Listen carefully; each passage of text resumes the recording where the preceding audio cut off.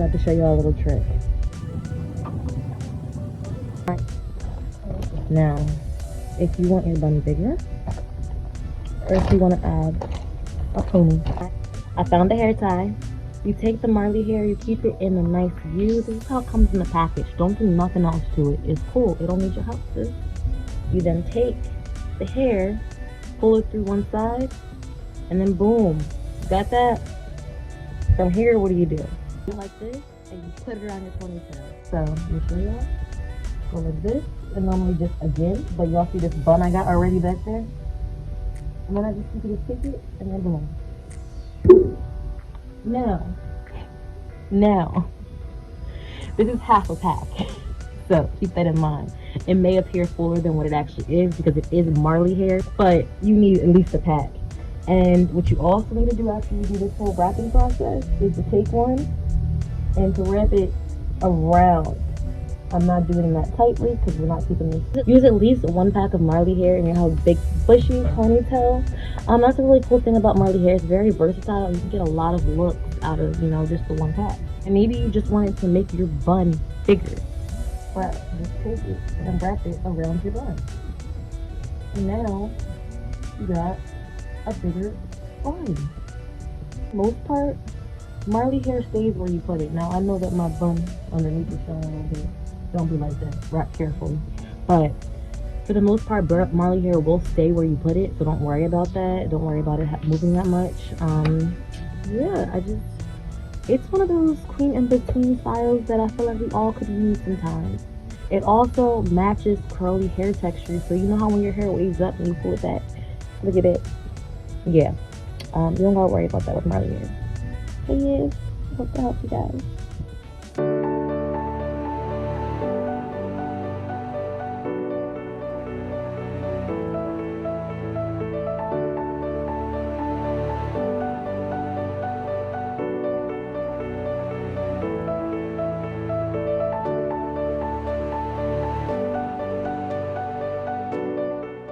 Hello, everyone. My name is Tracy Gant, and I am the mayor in the town of Edmonston. This evening, we are celebrating Black History with the premiere of Crowning Glory, a program that highlights hair and its beautiful curls and coils, along with exploring the legislative efforts to ban hair discrimination. We spoke with our residents, hairstylists, a barber, and a descendant of a former student of Madam C.J. Walker. So sit back, relax, and enjoy our program.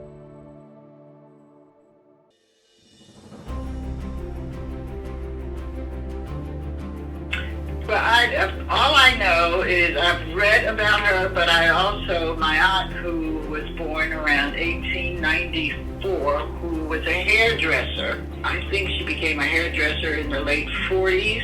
And talking to her, I realized that she went to one of the schools provided by Madam C.J. Walker. And not only did she go to one of the schools to learn beauty culture at the time, she apparently taught classes, because I've got a picture here with her in front of Madam C.J. Walker's school with her and a lot of graduates and these people sitting in front and she's sitting in a gown. So apparently she taught also at one of her schools. I don't know what year it was. It looks like it might have been in the 50s. Having been talking to her, because she was way, as far as we were considered in the family, way ahead of her time. And I remember she got her first shop through a contest, and it was a 2-seater beauty shop. She got it from in a styling contest, hairstyling contest. And that was her first shop in Nyack, New York. We had the straighten and go, just like Madam C.J. Walker was one of the ones who first invented this straighten and comb. I used to do my two daughters' hair. And I remember one year we were going, I don't know where we were going, but I'm rushing and Tracy's sitting in the chair, and I've got the straightening out coat. I'm telling her, hold still, Laura, hold still. We were going to Florida. And she moved, the comb fell down the back of her shirt, and I'm screaming, she's screaming, and I'm like, oh my God, you know. But it was a thing for us to do. I didn't send my children to the hairdresser until they were 10, 12 years old. I used to do their hair on the weekend, the best I could with the straightening comb and all. So it was an experience. My Aunt Alice, who came here, I'll say in the latter 50s and 60s, she did all of our hair, the nieces in the family, every other Wednesday. We were able to go to a beauty shop every other Wednesday because she would do it. But I didn't do that with my girls, so I did it myself. Wow. Can I just interject a little bit there? To go back to the story when Mom Dropped the comb. straightened in, she dropped it on my neck. But I remember that like it was yesterday. Yeah. When I was a kid, I was adopted, and my hair was very short. I used to say I could snap my fingers, and that's how long it was. My adopted mother died, and then I was taken over by my aunt. And she was she said, you know, I don't want kids making fun of you. So when I was 9, she began to make her own hair growing stuff to help grow my hair, which it did. I got past my shoulder. But one of the things she put in, and I can remember 2 of the things, sulfur of something and Glover's mange.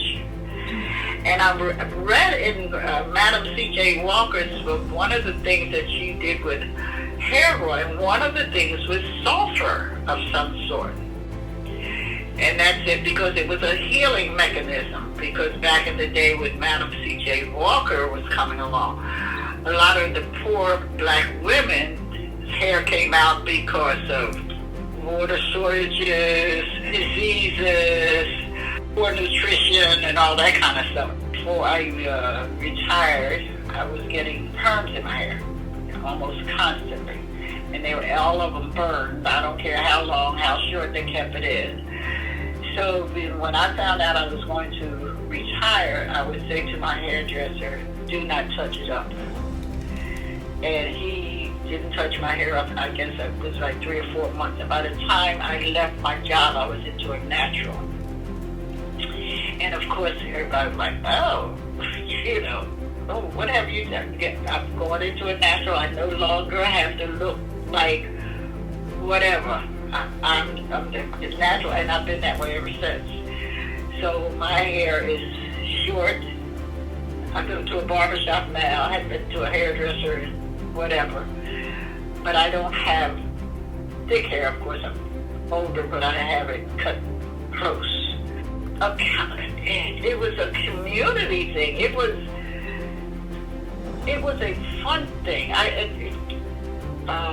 Most of the hairdressers, of course, you went to in your neighborhood. Now you don't necessarily have to go in your neighborhood. You travel. You get on a bus to drive a car. When I was coming up, you walked to your neighborhood hairdresser. So they knew you. They knew your parents, of course. Or they knew you as you grew up. So when you get in there, they talk about the neighborhood, what was going on in the neighborhood. So-and-so's girl, I heard so-and-so went to church the other day with this green hat. Girl, it looked a mess. Girl, did you hear that so-and-so selling cookies for the Girl Scout again? Lord, at the market. So it was a lot of community talk.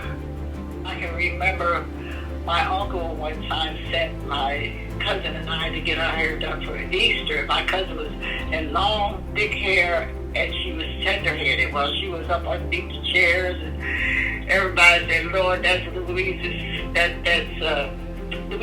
daughter. My God, she's still the same way. So everybody knew who your parents were, and, you know, what was going on, and it was a community thing. And I thought it was very good. That's how they started also with parts of like the NAACP, your church thing. You would talk about it in the beauty parlors and the barbershops.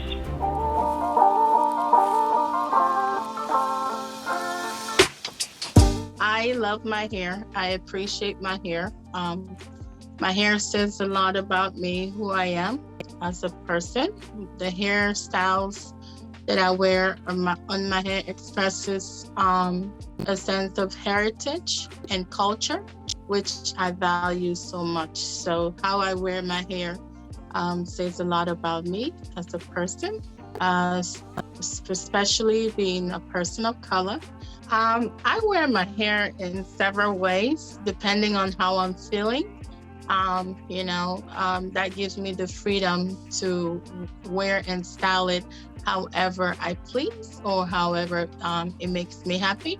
It also varies depending on how I'm dressed. That's also going to determine how I style and wear my hair.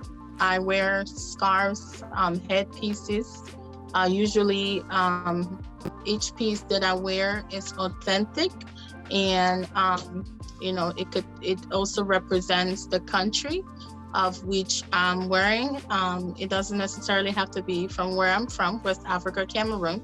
It can come from other countries, just because I appreciate the art and culture.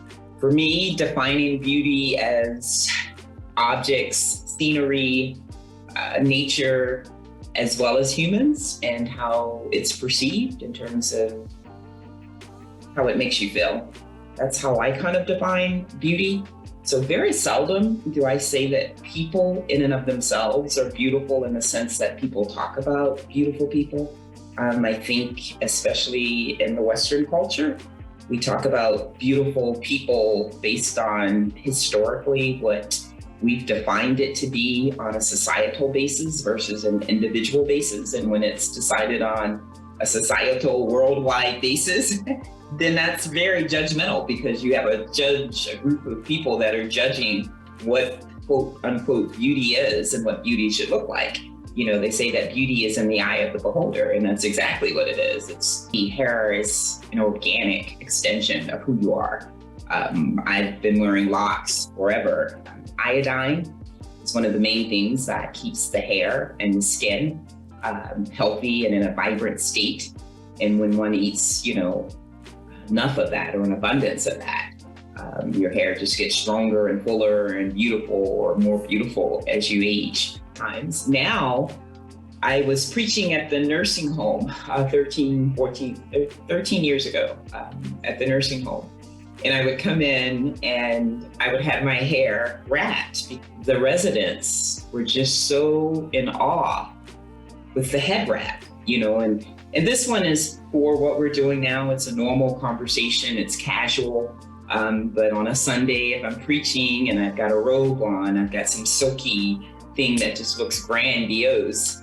And it's such an attention getter. It's just amazing to me how much attention the head wraps get. So when I did, the first time I ever got a perm, I was a senior in high school, and I didn't have to go back for a touch-up until way into my first year in college, and it was fine. It was just, it just was on that kind of limp. And when I would wear it, it was very manageable, I should say. But then I got into sports, lots of sports, bodybuilding and swimming every day, things that, I don't care how silky your hair was, it was, just always looking weird. And then the humidity, especially with your hair being on the softer side, was a challenge. So when I was bodybuilding, I pretty much shaved my hair down. And then I wore braids for a short period of time. I did not like what that was doing to my hair. It just didn't feel healthy. My hair with the edges just would be, I thought, pulled on too much. They would have these little bumps. So I didn't do that for long, and then I just started locking my hair.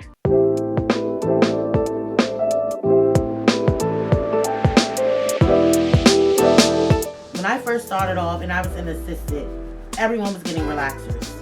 Everyone. Like late 90s, early 2000s. It was like almost unheard of being natural. That to me, that's like one of the biggest things that have definitely changed over the years. Because now we are embracing our natural hair more. And so when it became in health issues for people, it really was an eye-opener for us all.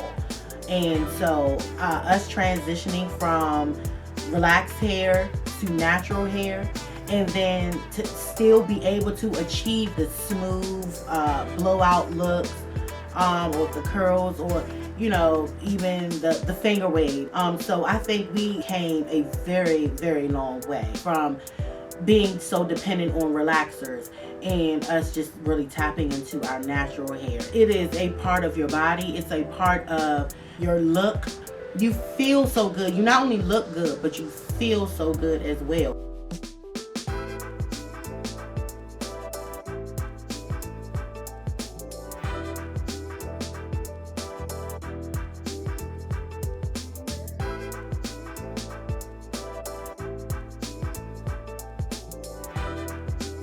Now, with prepping for the styling portion, it's very important to use a detox shampoo before you do any color service, because that removes all the debris, all of the old product that's in the hair, so that the color can accurately process and penetrate through the hair to give us that great coverage. Always use a leave-in conditioner, because that helps retain the moisture in your hair for your day-to-day. So of course, with color, we were just doing basically a retouch.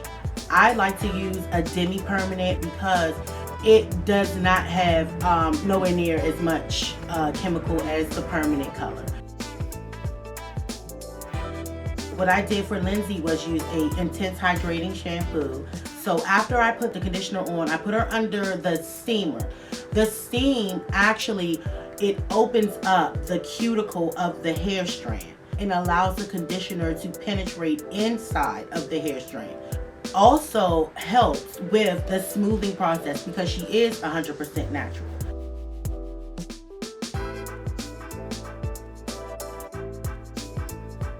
Moving forward now, we did what I call a roller wrap.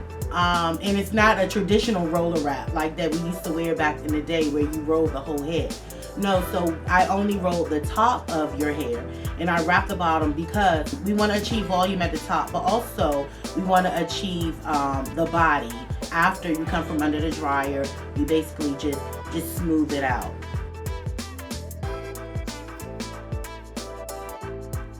The blow drying phase, of course, I use a leave-in conditioner. A heat protectant is in the ingredients as well. Just because our hair is natural and it's durable does not mean that we don't need to protect it from the heat.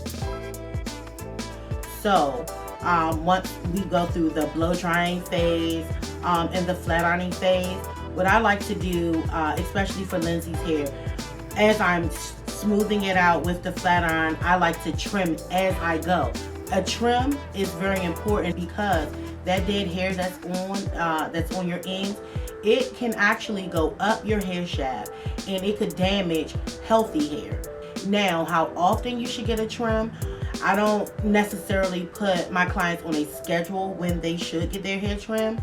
If I see it and it's dead hair and it's going to compromise the other hair, then that is the time for the trim, and that is the time that the dead hair or the split ends need to go.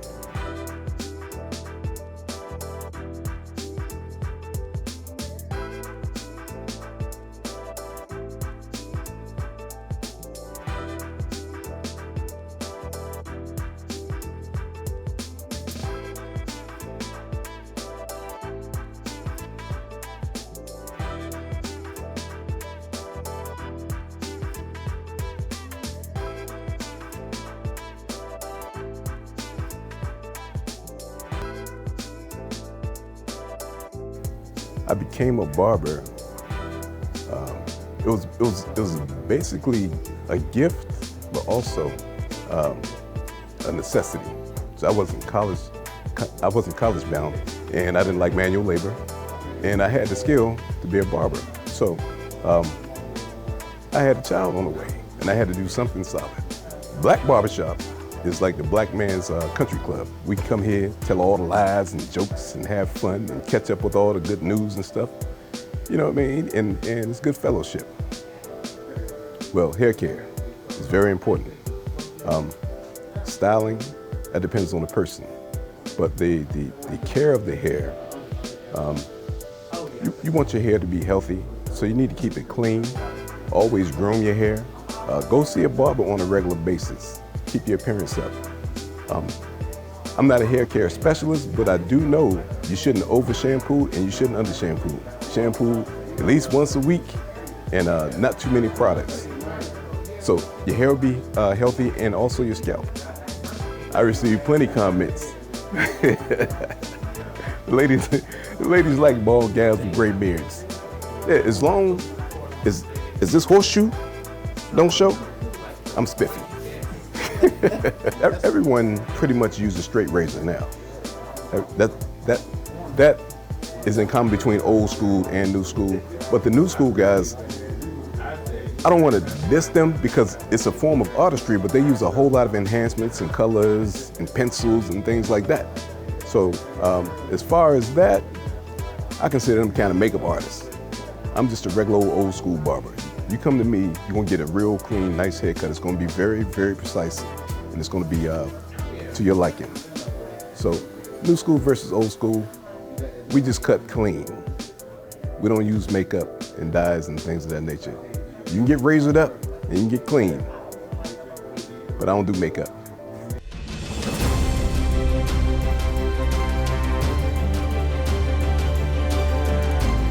It's no limit to what we can do to our hair, and always remember that.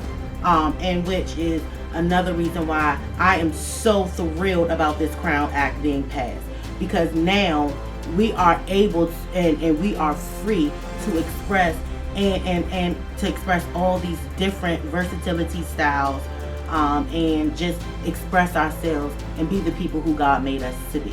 So the importance is people shouldn't be discriminated upon based on anything that they look like.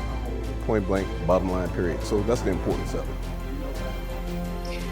Well, concerning the Crown Act, I guess I have ambivalent feelings because the conversation becomes, discriminatory factor about the texture, the color, or the actual style of hair that you wear, when in this country, way before your hair and your head, we're still stuck in incredible amount of discrimination just based on the color of your skin. And so I think until we address how people are still so naive about accepting people regardless of their race, we're really going to have issues dealing with the hair thing, because again, it becomes something that people are not familiar with. People are always offended, if not fearful, of those things that they are not familiar with. And I guess I'm saying that as far as the Crown Act is concerned, because with the Crown Act, I obviously feel that you should be able to wear your hair any kind of way that you want to wear your hair, but not to get to the point where, in our effort to make sure that people respect the type of hair we wear, that it doesn't go out of control.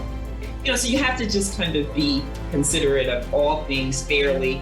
And I just think the fact that we're at a place where we have to make rules like this because we have so many people that are just not kind people, and they want to try and dictate what people can or can't do based on what they feel personally versus, safety or some other guidelines that could actually need to be put in place. I just think that, it just speaks more to the beauty of the country in terms of how I define beauty. It speaks more to the heart of the people in the country and what causes us to have to make these rules.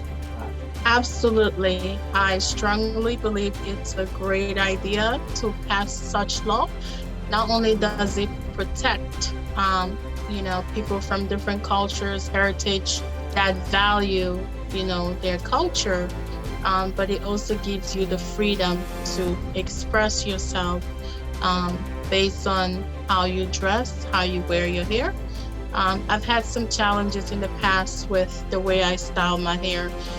Society doesn't necessarily accept, for instance, dreadlocks, or people of different cultures and different ethnic background would pretty much question your hair. Or what's that in your hair? Is that real? Is that is that wool? That's kind of rude, but you just have to educate them. So I'm pretty happy about such law, especially in Maryland. But, given that I grew up in Maryland and being a mom of 3 girls and my son, I want them to be able to express themselves freely without being bullied or without, fearing that society may not accept or, support such hairstyles or, how they wear their hair. I remember seeing a young man, I think about 2 years ago, who was in a wrestling match, and he had dreads of some sort, and this I don't know if she was a coach or a referee or something, insisted that his hair had to be cut because he was not allowed to have a certain length of hair. I don't think that was a real reason. I think it was because he was a black person with this hair, and they cut his hair, and I literally cried because of that. I rise in strong support of the Crown Act, which will move us one step closer to ending the centuries of discrimination against black hair. Discrimination which has rejected the dignity and beauty of my people. From personnel handbooks to school dress code policies, afros, locks, and twists have been codified as proxies for our black skin and manifestations of anti-black racism. Many, especially black women, grow up hearing that our natural coils and kinks are distracting, ghetto, ugly, and unprofessional. From as early as grade school, black girls are pushed out of school for wearing their hair naturally, and as we grow up, we are taught to straighten our hair if we want to get a job or simply to live our lives in peace. When I first joined Congress, I proudly chose to wear my hair in Senegalese twists because I sought to intentionally create space for all of us to show up in the world as our authentic selves. Today, I navigate the world a little differently. My beautiful twists were taken from me due to the autoimmune disease known as alopecia universalis. But today, I stand in honor of those who don crowns of all types. May they continue to shine. Thank you. I yield. Oh, welcome back. Welcome back. I hope you enjoyed the program. Let us be reminded that the freedom to simply express yourself in how you wear your hair has not been afforded fairly to everyone. But through the Crown Act legislation, hair discrimination is starting to be addressed. Yes, it's just starting to be addressed. We'd like to say thank you so much for joining us tonight, and I wish everyone peace and goodwill. Good night.